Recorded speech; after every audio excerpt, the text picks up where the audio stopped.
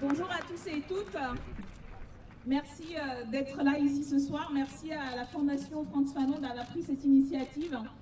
Merci à tous les collectifs, les personnalités, les associations qui ont soutenu cet appel. Je vais pas être très longue et il faudrait que je passe l'après-midi et la soirée si je devais remercier toutes les personnes qui, depuis une semaine, m'ont témoigné leur confiance, leur soutien, leur affection. Voilà, on essaie de répondre à tout, mais c'est vrai que ça a été énorme et ça fait vraiment chaud au cœur. Je voulais dire que, et ça a été dit dans plusieurs interventions, je ne suis pas la première à avoir subi cette violence raciste, sexiste, dégradante. Mais c'est une chose que le mouvement de solidarité, l'indignation, les condamnations quasi unanimes doivent signifier, c'est qu'il faut que je sois la dernière. Et je pense qu'il faut prendre au mot, il faut prendre au sérieux toutes les déclarations, surtout l'arc, quasiment tout l'arc politique et médiatique, il faut les prendre au mot et les tenir en face et les répéter en face de celles et ceux qui les ont proféré ces condamnations, pour qu'à chaque fois que cette parole supposément républicaine et antiraciste qui s'est fait entendre est prise en défaut au quotidien, mais on leur rappelle ça, et on rappelle cette indignation, et on rappelle ce mouvement de résistance qu'il y a eu partout à la vue de ces images. Ce que valeur actuelle, et au-delà de valeur actuelle, ça a été dit, c'est l'expression, c'est un peu le coup de trop qui leur revient en boomerang, mais ce que cet organe d'extrême droite a voulu dire, et c'est là-dessus que je voulais insister, à moi et à toutes les personnes que je représente en tant que députée de la nation, aux citoyens et aux citoyennes, à toutes les personnes qui, quand ils me voient et me le disent souvent quand je les rencontre dans le 18e, le 19e, dans Paris, comme quand je les rencontre encore en Normandie où j'étais cet après-midi pour un meeting de soutien à un camarade, qui se voient en moi et qui sont fiers des idées que je défends, de ce que je représente avec mes camarades à l'Assemblée nationale. C'est un message qui a été envoyé à toutes ces personnes. C'est un message pour nous dire qu'on n'est pas chez nous. Peu importe, en vérité, qu'on soit né ici, sur ce sol, ou que nos parents soient nés dans un autre pays, peu importe que cela fasse 7, 8, 9 générations que nos familles ont la nationalité française, ou alors qu'on soit tout juste naturalisé, il y a quelques années, qu'on soit normand, berrichon ou montpelliéraine comme moi, on n'est pas chez nous. Et si jamais, d'aventure, on ose ouvrir la voie, qu'on ose dénoncer la manière dont on nous traite ou on nous maltraite, et bien qu'on rentre chez nous, qu'on se taise ou qu'on rentre chez nous. C'est ça le message en vérité qu'ils ont essayé de signifier. Ce fantasme de la rémigration, de se débarrasser de ces corps qu'il ne faut pas voir, qu'il faut invisibiliser ou qu'il faut surexposer et mettre dans des eaux ou qu'il faut montrer du doigt. Ce fantasme de l'extrême droite qui hante plus largement que l'extrême droite, effectivement, ce qu'on appelle le racisme systémique, qui produit et reproduit toutes ces violences sociales que connaissent des millions de citoyens. C'est ça ce message. Et je crois qu'une partie de la réponse qui a été donnée par toutes les expressions de condamnation, mais aussi surtout les messages de soutien qui se sont fait savoir et que je voudrais appuyer aujourd'hui, parce que je pense que la meilleure réponse, c'est celle qui a été donnée par toutes les interventions précédentes, celle de se mobiliser, de ne rien laisser passer, de dénoncer ce continuum du racisme, après la lepénisation, cette zémoisation de l'espace médiatique qui permet en fait, et qui leur a donné en fait la confiance. Ils ont la confiance, ils sont décomplexés, parce que c'est devenu normal de pouvoir déclarer qu'on stigmatise les migrants, quand à l'Assemblée nationale un ministre explique qu'il y a une invasion des migrants, qu'on stigmatise tel ou tel en fonction de sa religion, qu'on essaie de rappeler qu'on n'est jamais rien que la couleur de sa peau ou le voile de sa religion. Tout ça crée depuis 20-30 ans ce climat. Et à tout cela, je pense qu'il faut répondre ce que nous faisons là, la mobilisation. Il faut répondre haut et fort en refusant de se taire, en refusant de baisser les yeux. Il faut répondre qu'on est chez nous. On est chez nous. On vit ici, on est ici, on travaille ici, on est chez nous. Et en tant que députée de la République, oui, représentante de la nation, et je porte avec fierté cette écharpe, et je la reporte, et je la reporterai encore et encore dans les manifestations à l'Assemblée nationale.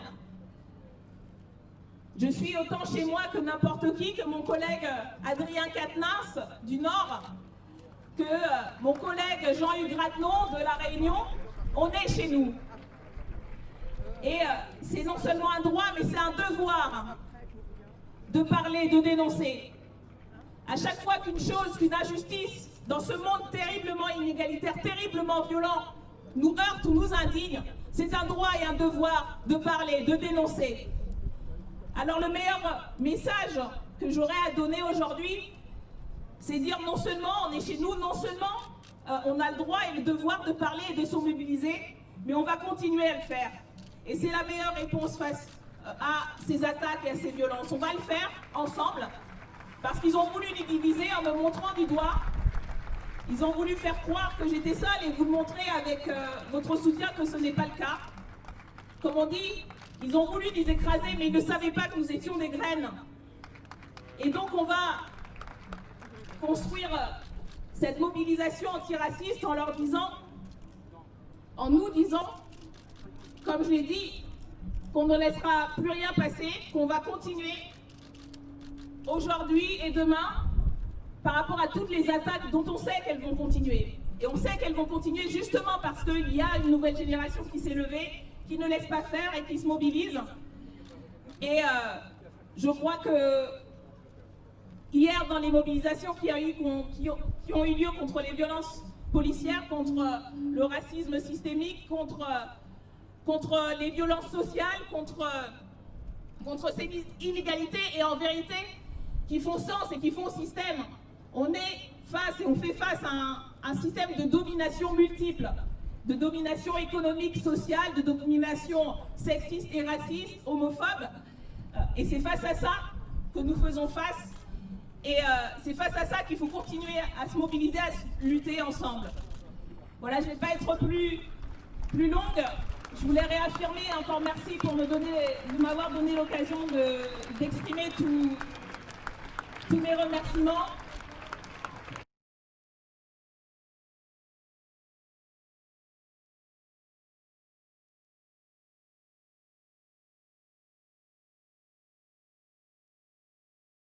Que le code noir a été écrit pour protéger les esclaves, dire que finalement c'était du travail comme un autre, dire que finalement il y a eu des esclavages partout, donc finalement pourquoi pas celui-là. L'esclavage en 2020, malgré la loi qui est passée en 2001, n'a toujours pas fait racine. On ne comprend toujours pas quel a été le rôle de l'esclavage dans la fabrication de l'État, de la nation française, de la citoyenneté, de ce que ça veut dire d'être français. Que les notions de liberté et d'égalité ont été racialisées, que les sexualités ont été racialisées, que les corps noirs, les corps arabes, les corps asiatiques ont été racialisés. Tout a été cette insinuation, cette manière de revenir, ce qu'Aimé Césaire a appelé l'effet retour, comment ça est rentré dans tout, dans les représentations, les discours, les lois, toutes les institutions. La race, le racisme, ce n'est pas quelque chose d'en plus, ce n'est pas quelque chose qui s'est passé à côté, c'est quelque chose qui est au fondement même de la construction de la nation française. Il faut donc aller plus loin de cet effet retour.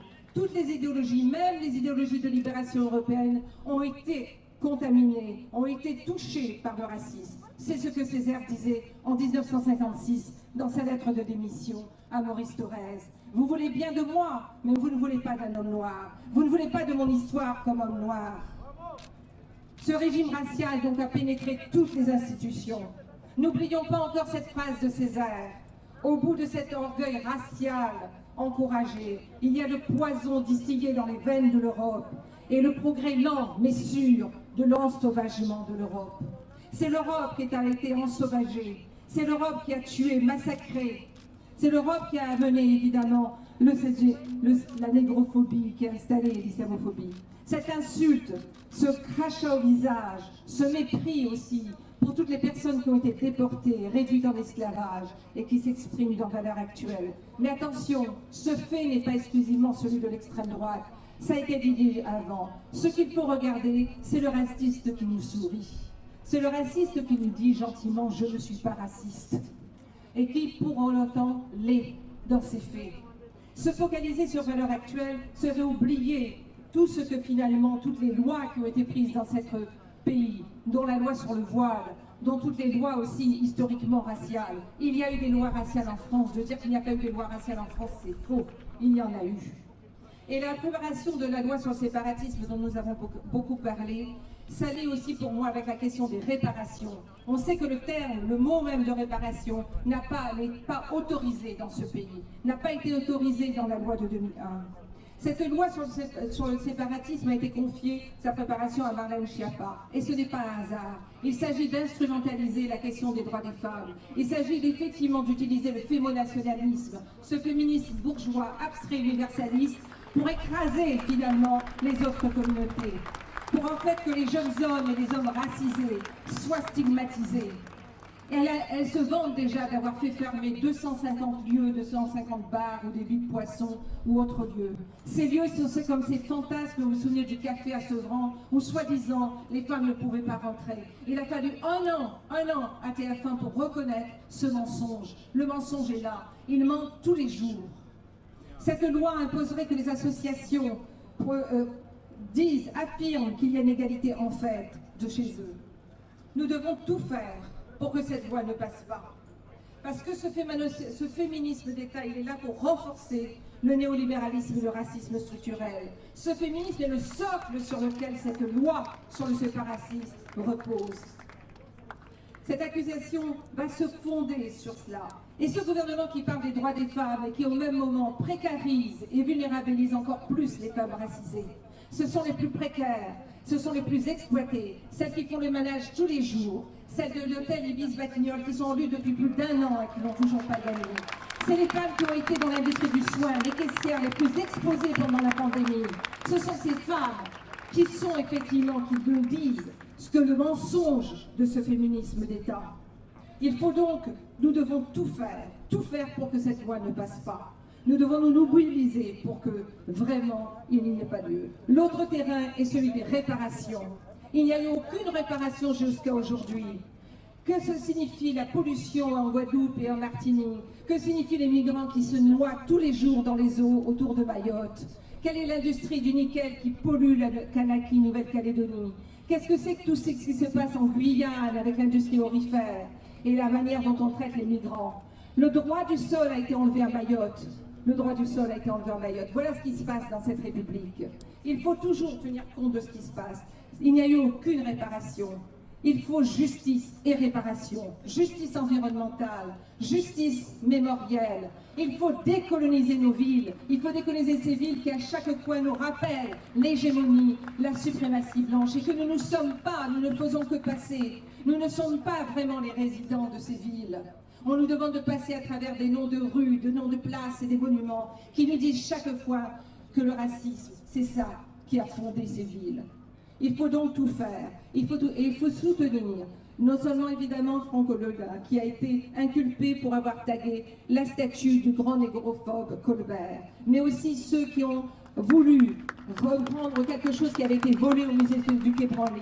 Il faut soutenir les inculpés de Nouvelle-Calédonie condamnés à des peines de prison, que Mireille a rappelé. Il faut soutenir celles et ceux qui ont déboulonné les statues de Victor Schœlcher et qui sont inculpés. Il faut les soutenir. Ce sont eux qui nous montrent, ce sont eux les plus courageux. C'est là, en Martinique, le 22 mai, que le premier déboulonnage de statues a eu lieu. Et ce n'est pas à Bristol le 6 juin avec Colson. Ce sont des jeunes Martiniquais qui ont montré le chemin. Ce sont des jeunes Martiniquais qui se lèvent, qui bloquent les centres commerciaux qui appartiennent aux béquets descendants d'esclavagistes, qui se battent contre le chlordécone. C'est à eux. L'abolitionniste, car qui effectivement est visé? Qui a été visé dans ces déboulonnages de statues? C'est très important, c'était Victor Schœlcher, c'était un abolitionniste, c'était un républicain, c'était pour montrer que finalement l'abolitionnisme avait été un mensonge et qu'aujourd'hui la colonialité républicaine continue évidemment de tenir ces pays, ces territoires et ces peuples, ici aussi évidemment, en dépendance et sous le racisme. Réparation donc, réparation dans l'enseignement, contre la destruction du monde, tout cela, il faut, tout ce que le capitalisme trouve dans cette crise comme une opportunité pour renforcer sa prédation, son exploitation et son racisme. Tous ces aspects sont liés. Et pour conclure, il nous faut ce soir nous faire la promesse, nous tous qui sommes ici, de constituer effectivement le premier mouvement qui se battra contre cette loi sur le séparatisme. Il faut que nous nous promettions ce soir que nous allons nous donner un rendez-vous très bientôt pour une manifestation, pour un meeting, car cette loi sur le séparatisme ne doit pas passer. Il ne s'agit pas de lui faire quelques amendements, elle ne doit pas passer. Il faut aussi que nous fassions ce grand mouvement pour que les réparations deviennent tangibles et concrètes. C'est ça la justice, c'est ça la justice qui mettra fin à ce racisme structurel. Merci.